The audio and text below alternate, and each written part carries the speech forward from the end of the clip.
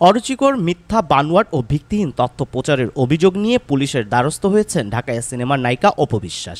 বৃহস্পতিবার রাজধানীর ভাটারা থানায় একটি সাধারণ ডায়েরি জিডি করেন তিনি।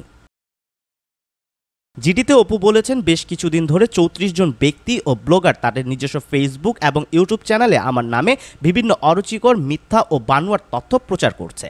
এমন অবস্থায় একটি সাধারণ ডায়েরিভুক্ত করে রাখার প্রয়োজন মনে করছি।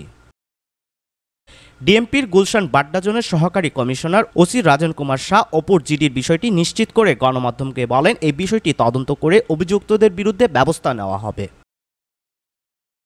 পুলিশ সূত্রে জানা গেছে, বুবলি ফ্যান, সীমান্ত, ভাইরাল নিউজ বাই তমা, 5 টিভি বাংলা ও রাইত রবি সহ 34টি ফেসবুক পেজ, ইউটিউব চ্যানেলের নাম উল্লেখ করেছেন অপু। এ বিষয়ে মোবাইলে অপুর সঙ্গে যোগাযোগের চেষ্টা করা হলে তাকে ফোনে পাওয়া যায়নি।